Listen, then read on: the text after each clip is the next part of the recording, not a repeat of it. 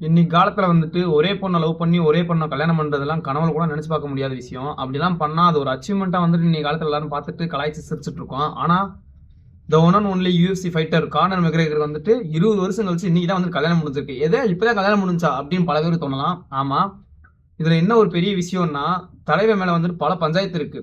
போதைக்கை, ஒருத்தனை அடிச்சிருக்கான், அதே மாதிரி வந்துட்டு நிறைய பொம்பளை கிஸ், அதே மாதிரி வந்துட்டு பல பஞ்சாயத்து இருக்கு. தலைவர் மேல பல அக்யூசேஷன் வச்சாலும் என் லவரை பத்தி எனக்கு தெரியும், என் புருஷனை பத்தி தெரியும் அப்படின்னு சொல்லிட்டு ஒரு பொண்ணு நம்மளை நம்புறான்னா அதை விட ஒரு பெரிய கொடுப்பனை எதுவுமே கிடையாது. அந்த வகையில வந்துட்டு தலைவன் கார்னர் மெக்ரேகர் வந்துட்டு கொடுத்து வச்சுவேன். ஒரு வாழ்க்கையில ஒருத்தவனுக்கு வந்துட்டு பெரிய பிளஸ்ஸான விஷயம் என்னன்னு கேட்டா, ஒன்னு வெல்த், ரெண்டாவது வந்துட்டு பார்ட்னர், லைஃப் பார்ட்னர் எப்படி அமையறாங்களோ அதுக்கேற்ற மாதிரி தான் அவங்க வாழ்க்கை அமையும் சொல்லுவாங்க. அந்த வகையில வந்துட்டு தலைவன் வந்துட்டு வெற்றிகரமா அவங்க லவரையே வந்துட்டு 20 வருஷம் கழிச்சு கல்யாணம் முடிச்சிருக்கான். அந்த வகையில வந்துட்டு மாமாவுக்கு ஒரு வாழ்த்துக்கள் சொல்லிடலாம். ஹாப்பி மேரிட் லைஃப் மாமா.